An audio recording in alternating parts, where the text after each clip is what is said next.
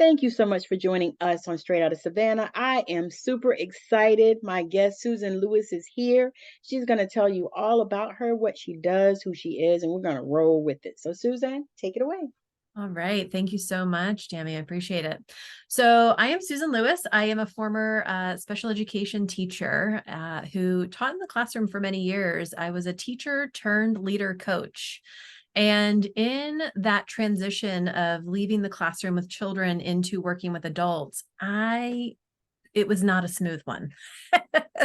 And so as I moved into working with adults, I became really passionate about um, really elevating my skills as a leader and a coach and a teacher of adults. And so that has really propelled me on my journey the past 14 years, where I have been working, teaching adults at the university level, at the Department of Education, working with teachers across many states, and really, really supporting, elevating practices. And so my journey of really wanting to elevate my own coaching skills has really been something that I've become incredibly passionate about. And Yes. I consider myself a coach of coaches. Nice. Because they Yeah, need and they need coaches. they do. And that's one of the things, because I will tell you, when I was a coach working at the Department of Education, I felt really alone, Yeah. because here I was at this almost like kind of a pinnacle space. I think within education, it's like you're a teacher and then an administrator, and now I work for the state. Like, woo. Ooh, Yeah, I mean, it was kind of this like, you've arrived moment. And then I got there and I was like, I don't know what I'm doing. right? I need some Um, help. I did. And I struggled. I did not have the help that I really needed at the time. And so Mhm. one of the things that I have always kept in the back of my head as I'm working with other coaches is I always put myself back in those early shoes Oh, yeah. to Yeah. say, what did that feel like? Because I've made a lot of growth since then. And so sometimes we forget what that feels Yes. like. Yes. And so I really try to practice putting myself back in those shoes. Yeah. To really, again, just acknowledge where did it all start, and what were those things that I really needed in the beginning that I Yeah. didn't have and I wish I had had. I'm actually working with a new coach right now, and it's a great process. It's putting me right back through the steps of, oh, like I do so much of this stuff unconsciously now. It's just like built into me, Yes. making me really articulate and practice going through those really kind of early phases and stages of Yeah. coaching. So it's been a really fun process. Yeah, because you actually you can see the path because you've Yeah. already walked it. And you can be that observer for the other people that you're working with. I think that's perfect. So let's talk about um through the pandemic. Mm. How did that start to change your life? Oh. So that was a big transition in my life. So I was in the middle of a PhD program where I was finishing up coursework, heading into what we call comprehensive exams in preparation for my dissertation. And I was teaching at the university at the time as well, and also doing some other contract work and some coaching. But in that transition that I was doing, we started working from home, which that was also really hard for me at first because Hmm. I was not used to working from home. It actually turned out to be a really big blessing in disguise for our family, because Yes. my father is older and has some health complications. So me being home with him, he lives with me. And so that was a real blessing, which Yeah. at the time I didn't see it as a blessing Right. because I had to learn how to work from home. Like that was a whole new skill set, actually. I think a lot of us had to figure out. Yes. And so I've nailed that. I've got that down. And I really like it. But one of the things that I found also was I was struggling a lot with my mental health at the time because of some of the challenges I was having in my PhD program. There Yes. was some real toxic energy, some just negative things that were really happening. And so it Hmm. really prompted me to do some internal work around, Yes. and also getting support. I did get some counseling during that time as well, Yes. because I noticed I was turning to not so healthy coping mechanisms. Like Yes. drinking was one. My alcohol consumption definitely increased after COVID Yes. hit, I will say. Um, and it's one of those things. I recently just posted. I've actually been a year sober at this point. And Yes. it's interesting to say that because I would not have been classified as an like, or Right. Yeah. I got as you. an alcoholic by any means, but I definitely was starting to see like the negative effects of it. There was Yes. more cons than pros, right? Yeah. Yeah. And so that was an interesting experience, but it really prompted me on the spiritual journey that I'm on too, of really going inward and really analyzing myself, Yes. understanding my past trauma, which I honestly Yes. I didn't resonate really with trauma, which is so interesting because I I had a wonderful childhood. Had two incredible parents, very loving, very affectionate, very supportive. I grew up in a middle class home. Like when I think about I think like I had a very picture perfect kind of life. Mm-hmm. But even within that space, what I've discovered is I also had trauma, right? And trauma looks different from person to person. Yes, it does. And my trauma is no better or worse than anybody else's trauma. We get to define our own trauma, right? Yeah. And so that was a really eye-opening process. And I'm still uncovering all of this, Oh, right? yes. Yes. But that also really prompted me in really thinking about my coaching. Like, Yeah. how does my trauma impact my work? Yes. Right? It's not just about the personal side, but also how all of this, because people like to spout, keep work at work and home at home. Yeah. Bullshit. You cannot You compartmentalize that. can't. You Mhm. can't. And if you're Yeah. doing that, it's very unhealthy. Exactly. I was gonna say it's gonna blow up in your face is what it's It gonna do. is. It Hmm. is. And you're right. It's just a ticking time bomb, I think. Yeah. And so I really started to see how those things blend and kind of overlap into each other. Hmm. And just in some of the programs that I was part of and courses that I was taking and coaches I was working with, I just, I really saw a gap, I think, in knowledge Hmm. because I've studied working with adults. So in my coaching journey, like I have studied extensively how what the best of the best coaches do. I've studied, I've watched, I've read. Yes. I am a perpetual student. And Yes. in that process, there are so many nuances to it. Yes. And I found that I feel like in the coaching space globally, kind of thinking across disciplines, not just in education, but in the spiritual realm, in, health and wellness and business marketing, that first of all, coaching's unregulated, Right. but also that people are getting like basic skills of like how to ask coaching questions, how to set goals with clients, but how does your trauma show up in a relationship with your client? Yes.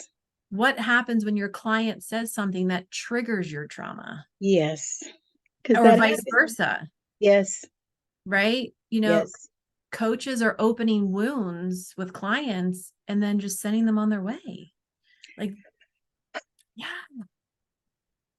And so I personally have been witness to some of this and also have had many friends that I've met over the past few years just share really kind of horrid experiences Yes. with coaches. Hmm. And it really has propelled my heart to want to ensure that we have a standard of quality that A, consumers know what to look for, but Yes. also B, as coaches, that you're willing to look inward and say, what kind of work do I need to do to up level my skills? That part. Yeah. Yes. Yeah. And that's so important. Yeah. Yeah. And so that's really kind of the space that I am really and very heart centered from is I also don't put myself above any coach. I just want to be very explicit Right. about is that I'm no better than anyone else. I have learned a lot of lessons along the way. Yes. And I joke about it. Like when I first started coaching, I sucked at it. I was not very good. I had people literally, and so I also had a different experience too of like I was being told to go into teachers' classrooms to coach them. It wasn't like they were asking me like, "Hey, Susan, come coach me." So that has a different feel and that's a different Yeah. perspective. But I Yeah. literally got locked out of classrooms. I'm not even kidding. There were teachers who were like, "Yeah, no, I don't need you around here," like, and just would not let me in their classrooms. I can hear him now. Wait, what are you doing? No, no, get out. Yeah. I mean, it was, and some of them just would flat out like refuse to talk to me. But I can reflect on it now and I recognize where my errors were, the Hmm. judgments that I had around what I thought they should be doing versus asking them, well, what do you think you should be doing and how could you do it? It may Right. not need to look the way that I think it should look. I Exactly. I didn't take culture into account, Yeah. right? And that's huge. That is enormous, Hmm. right? In the Yes. way that our beliefs, our values, the way Yes. we communicate, the way we take information in. Um, Yes. and so I recognize that I was a very blind coach for a long time, but I also had enough wherewithal that I recognized I wasn't getting the results that I wanted Hmm. for the teachers that I worked with. And because I did it from a very heart-centered space, even back then, Yeah. I genuinely wanted to help. But you I was, just didn't know. but I didn't know Yeah. what I was doing sometimes was actually more like harmful than actually helpful. Because you were winging it. I totally was winging it. And so it really propelled me. And so one of the best, I think this was a pivotal moment in my career Hmm. was she's a friend of mine now, but she was a master trainer and coach that worked in the orbit that I was in when I was working at the Department of Ed. And I went to one of her trainings and literally just was like, oh my God. It was like I mean, it was like I was transcended like into a different time and space. And it was just like this incredibly, like I can recognize now it was a spiritual experience. Yeah. And I was just like, how? And I mean, people are crying. Like, I mean, and she's training on topics that I was teaching on too. Like, it was nothing different than what I was talking about, but she Right. did So it it in wasn't new. such a different way and such a different approach. Yeah. And it was so powerful and it pierced Yeah. people to their core. I Hmm. just remember thinking, like, oh my gosh, like, I Hmm. want to know how to do that. I want to have that kind of impact. Yeah. And it just propelled me into taking courses, reading and researching. I mean, and I continue to do that to this day, Yes. uh, to just build and grow my own skill set. But I have now gotten to the point where I have taught classes where people are crying and having these epiphanies and these moments. And it's all because I was able to listen to some of that in the inner whispers of like, of my heart to say, Yes. I Yes. know I can do this better. Hmm. I don't know how yet, but I know I can do it. Yes. So I have become really passionate about wanting to help just elevate our coaching field, including myself. I'm always learning. I joke, I'll be learning until I'm in the dirt. Me too. I'll Same never have thing. it all figured out. I said I wasn't going to take any more like major classes this year, and I wasn't going to do any, All you know, lies. big per right. Well, I actually haven't. I've taken like smaller classes. Okay. I'm still Okay. taking classes, but I Um, said I'm not. This is what I said. I said I'm not spending $5,000 this year on that right yeah. now. I'm not doing that. That's what I said. So I'm taking classes, but I still started taking classes in January, and I said this in December. I said, I'm not doing it. I need a break. I'm tired. I can't do it, and people are, how they reach out and like, oh, can you do my challenge? Or you want to get in my course? It would be perfect for you. Da, da, da. And I'm like, no, no, no, no, no. No, this Yeah. is the year of inward. Yes. This is the year of listening to my voice. So yeah, Mhm. I got you. I feel you. The same thing. And then I bought like 3 books, which I cannot figure out why I did that. I'm already reading like 4 or 5, and I got, a course I'm doing online, and then I got some, on the audibles and that I haven't even listened to. And I'm like, what is wrong with you, girl? Oh, I got a whole, What's so I mean, I'm interesting? right there with you. I have stacks of books that I haven't read yet and all kinds of courses I've also signed up for. But I think that one of the things that is, and this is a sign of a really good coach though, is that you have a thirst for knowledge, Yeah, I right? agree. Having that thirst for knowledge. And so if you're looking for a coach, if you have a coach who is not doesn't have a new book that they're reading, doesn't have a course that they're taking, doesn't have a coach that they're working with. I have a coach. Um, that's a red flag. You want somebody who is continually also Learning. simultaneously, yeah, while they're helping you, Hmm. they're simultaneously growing themselves, right? Yes, And absolutely. And I don't understand why that's not a thing. Okay. I agree with you 100%. And so that's one of the, I mean, so that's another challenge of having coaching as an unregulated space. And Yes. so people like to argue, well, we have ICF, the International Coaching Federation. That's an organization. And that's really one of the leading organizations in our field. And I'm not going to knock them. They're doing the best that they can with what they have. And Right. so Right. they have provided standards. There's ethical practices, which are all excellent, and those are fantastic. And we want to ensure that people that are going through coaching programs are learning those skills. Yes. The second piece of that, though, is we need to ensure who's following up on that, who's Nobody. checking to see that they're actually doing it. Right. And so what's happening is that the coaching space, especially coaching has really, online coaching has really exploded since Hmm. COVID Yep. because of the whole transition that a lot of people had to make. And And I now don't we think it's love it. bad. Yeah. And I don't think it's a bad thing necessarily. The Right. problem though is we have to be able to sort out kind of the bad apples from the good apples, because what's happening, and I've had just too many of these conversations of people who have experienced a really bad coaching Yes. And relationship, and it then turns them against the whole it turns them against industry. the whole community. Yes. And I don't want to see that happen, because there are so many incredible coaches out there that truly can help transform people's lives. And I believe in the power of coaching. It's transformed my life. Yeah. And so I just want to equip coaches with the skills to really help them be amazing facilitators of change in people's lives. Oh, I love that. Yeah. And I love so that. I'm all about up leveling. That's kind of like, I'm always up leveling, and I am here to help anybody who wants to up level with me. Because that's I mean that's what it's all about. Yeah. But I feel like if you stay the same, I mean you're gonna you might as well just die. Seriously. And also, like, if you're a coach and you're not making change, like, it's so contradictory. That maybe is not the field for you.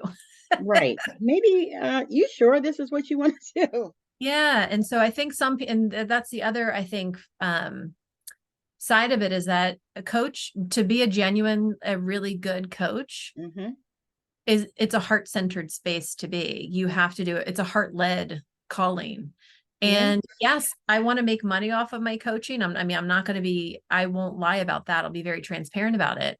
But unfortunately, I think that there's people out there who just want to make money off Yeah. of coaching, and it's Like not that's their only goal. exactly, it's not coming from a heart-led space. And that's where the damage is coming. See, because what happens to me, what I feel like is you have those ones that, all they want is just money, Mhm, oh, give me mhm, $10,000, I can change your life, da da da da da mhm, da.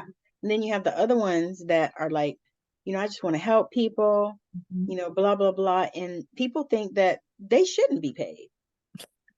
And that's kind of what I have been seeing in the last couple years. Yeah. And it's like, because I've worked with some amazing people Mhm, that had a $250 program, mhm. but I got so much out of it, more so than some of the ones that I paid thousands of Yeah. dollars to. Yeah. And yeah, and so I think it needs to be some type of what you said, some type of regulation or some type of something, because it's gotten out of control is what it has. I mean, And I so see posts about it all the time. yeah, and so ICF, like they have a procedure where you can report bad coaches, but they number one have to be an ICF certified coach. And so there's Right. lots of people who are not ICF certified. No. And you can get certifications in lots of different places. And certification here where I live near Philadelphia versus where you live in Washington, those certifications, it's comparing apples to oranges. It's not always giving the same information, right? Right. And yeah, so there needs to be better regulation, I think, of it. And so this is also the whole conversation of, is coaching a profession? Right. Because when you think about what a profession is, we think about like to become a lawyer, a doctor, a teacher. There are state and national exams that need to be taken. There are Yes. continuing education courses and credits that you have to take Yes. that have Yes. to be accredited and approved Yes. organizations, right? Or Yes. Yes. institutes of higher Yes. education. Mm-hmm. And so in order for us to make it a profession, there's some work that we need to do around that. Absolutely. Hmm. Absolutely. I really cannot agree with you more. Yeah. Oh Yeah. my goodness. But I do believe that, what your mission is going to actually help to elevate, because I feel like you are a coach's coach. Yes. And Yeah. that's kind of what I'm getting from you. And I'm like, that is so necessary because, and then a lot of times people don't, they don't know what they don't know, Ding, ding, and ding. it's like you don't know because you don't know, Exactly. and it's something, it's almost like okay, so like in nursing, we say that nurses eat their young Mm. Why do you say because that? when the young nurses come in, the old nurses sometimes they terrorize them so bad that they don't want to nurse no more. Okay. Yeah. Mm-hmm. Because when they come in, they can't know everything. You just Yeah. got out of school. Yeah. You Yes. had Same thing you with had teachers. Yep. right. You haven't had, 20 patients at a time. You only took care of four or Right. three or Right. one. So Yeah. you don't even know how to organize. Yeah. And instead of, trying to help them and teach them, Mm-hmm. they almost, to me, it's almost like they just throw them out there. Yeah. And I Yeah. felt fortunate when I started because I started on a floor where almost all of us were new. Mm. We were almost all new graduates. Mm-hmm. And Mm-hmm. we had a couple of nurses that have been nursing a few years. One of them, she was like a psychologist or something, decided to go to nursing school. Oh. Yeah, and I loved her, Brenda. She was so sweet. And so they worked with us and taught us and helped us and everything. So I didn't have that experience, but I've seen it. Yes. And I used to try never to be that person. But I Mm-hmm. saw it. I was like, they eat their young. Yeah. Some of those Yeah. young girls will go home crying because of something some of those old broads, Mm-hmm. told them. And I'm like, this is awful. You can't do this. Yeah. These are kids, or even, even if they weren't kids, they're still young in the field. Yeah. So yeah. And what I also, so I totally relate that to education. I think that's very similar. We see that with new teachers coming in with, Hmm. lack of experience of knowing how to manage classroom behaviors, all Yeah. kinds of things. But on the flip side of it, and I'm wondering if this is true for the nursing also, is veteran teachers were actually sometimes the hardest to coach because they're Yes. like, I've been doing this for 20 years, Yes. and I was also young at the time. They're like, I got kids older than you. Like, Yes. why am I Yes. going to listen to you? Absolutely. Yeah. And so I think that we have kind of those two different groups of like, you don't know what you don't know just because Hmm. of lack of experience or you haven't been exposed. Right. And then you also have people who have been doing it the same way for a very long time and are not open to Ooh. learning new and better ways. And Oh that is also, I think no. that's worse. I think about it when we started changing over from paper to computers. Yeah. Girl, Oh, those old mm, nurses were, oh my God, girl, you'd have thought that, somebody was killing their firstborn. yeah. That's Mhm. that's how they were. It's like, oh, I don't know how to use a computer. Ah. And the systems are so simple. You know what I mean? Those systems are so simple. I mean, a child could operate them, Yeah. really. Yeah. but they bucked that thing, and we had that, and then when they started, well, back east, they started going from 8 hours to 12 hours. Hmm. Hmm. Girl, those old nurses, they love working 5 days a week, and us young people were like, yeah, we like 3 days a week, three Yeah. 12, we're good. But they Yeah. were like, nah, that's too long of a day, and blah blah blah blah blah. But girl, they would be over 2 and 3 hours of overtime anyway. So what difference does it make? You know what I mean? You might as well just Yeah. do 3 days of that. But Yeah. yeah, it's almost like they resist change so hard, And the the older change ones. process is such an interesting, and again, as a coach, I've studied extensively the change process and the psychology behind it. And I think that those couple of examples that you just gave are really important also to think about is change can be intrinsically motivated versus extrinsically motivated. And so those Yes. external changes, I always talk about self-imposed versus, other imposed. Yes. Same thing for teachers, here's a new curriculum that you have to use. And it's like, wait a minute, I liked what we used last year. I don't want to change. Right. And Right. so as a coach, that can be really challenging when you are working with people who are dealing with maybe, they're coming to you for life coaching and they're like, all my schedule at work just changed and it's really frustrating to me and they're really stuck on it.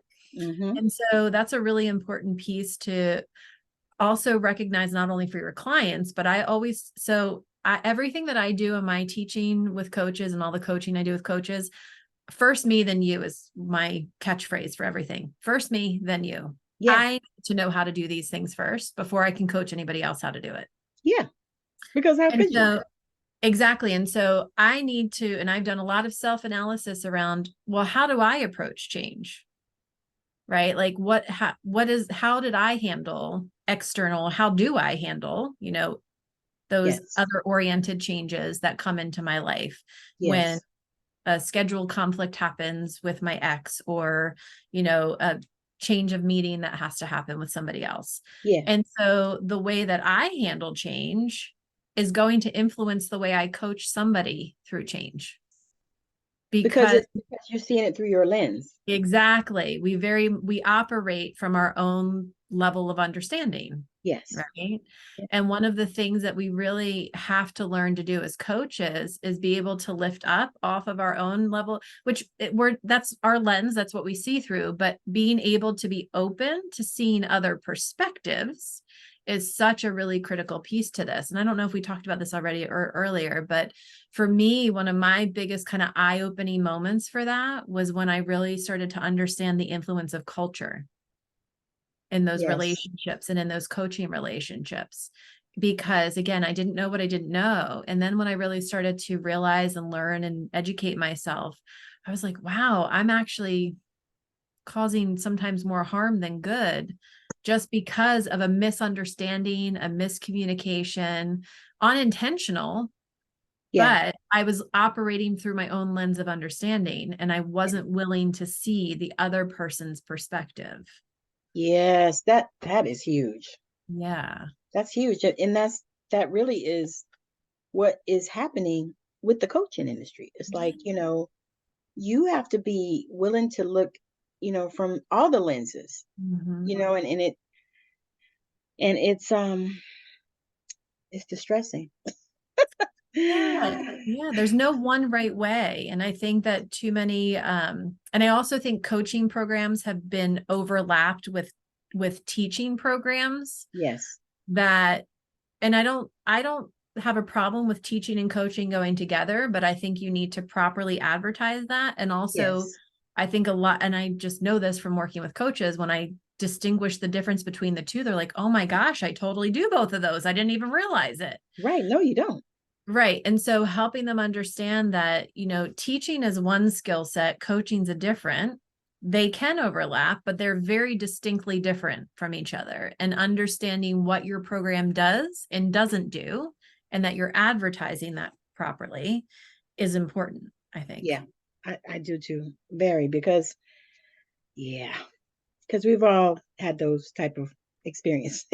Yeah, which I mean is just really sad because of what's happening. And I mean, I equate this to teachers, cops. Everyone's like, oh, the bad apples, the bad apples. They Right, get all the attention and then they're really tainting people's perspective of the right. field. And Yes, there are incredible teachers and there are amazing police officers out there. there are. And the same thing is true for coaches, that we do have some coaches out there that are just don't know what they're doing and they're Yeah. causing harm, right? Hmm. They're just really causing harm. And we have other coaches out there who are genuinely, there from a heart-centered space and doing the Yes, work and transforming people's lives. yes, yes. Their audience is being clouded by kind of this you know, this picture and this feeling that comes up, that ick feeling that people talk about when it's like, oh, a coach, you're a coach. Oh, I know. okay. I'll say about coaches. I know. I know. Somebody actually reached out to me this day and said that, and I was like, ugh. Yeah, I know. And I'm so almost like, I oh, wanted to take that ick feeling away from the coaching industry because coaching is a powerful tool to transform our lives. yeah, I've experienced it personally in my own life by having amazing coaches in my life, but I also yeah. feel that I know that I've given it to other people as well. And it's a Mhm. powerful, powerful opportunity. And so I think Yes, and because we have technology today, which is beautiful, like we're able yes, to do this on Zoom, that we yes, can touch more lives in yes. this online space, which I think is a gift, but Hmm. we don't want to squander it. No, Yeah. we don't want to do that, and um, we want people to lead with integrity. Yes. You know, Yes. that's huge. Yeah. So I have one question that I want to ask you. Mhm. Um, if there was anything in the world that you could change, what would that be? Mm. More love in the world. Yes, I love that. Yeah, I wish I've been told uh I've been told by some people I'm too positive, too sunshiny and rainbows kind of person. No, But I will never apologize for that. I think mhm. we need way more of that in our We world. do, we Yeah. do. Hmm. I've had that as well. Hmm. I've had that as well, and I decided that that wasn't my truth. Yeah. That I'm not two. No, I am enough. So yeah, exactly. exactly. I love it. And also, let the people know where they can connect with you. Where's the best place to connect with you? And then if you have anything that you're offering or anything that you want to share with the people. All right. Thank you. Mhm. So you can, the best place to find me is either on Facebook or Instagram. I'm also on TikTok. You can look up Susan Lewis. And I don't know if maybe in the comments I can add my links or handles potentially Yeah, after I'll, we I'll share put them. this. Okay, I put them perfect. in when we process it. And so I actually coming up in the next couple of months, I've developed a course for coaches to kind of up level their skills. And it's really a deep dive inward into really reflecting and growing and becoming aware of all of the things that, come from our lens of Yes. how that shows up in our coaching relationships and really how to build that self-awareness, and giving you really concrete tools and strategies to be able to Yes. go back and use in your practice. And so Yes. I have a course that I'll be launching in January, but I'll be doing some work around that in the next couple of months. I'll definitely be offering a free course coming up in the next couple of months. So I will also share a link for that. Awesome. That is Thank so you. good. Yeah. Um, I cannot wait because you are going to be amazing. I can just feel your empathy and your love for people and wanting to, make this industry what it's supposed to be. Mhm. I'll say that, Yeah, that I it's love that. helping people and not hurting people. Yes, yes. Well, I Yeah, appreciate you having me on. This is wonderful. yeah, And it's been amazing. It's been amazing. It's you. been so good. I have enjoyed it. The conversation, they all go where they go.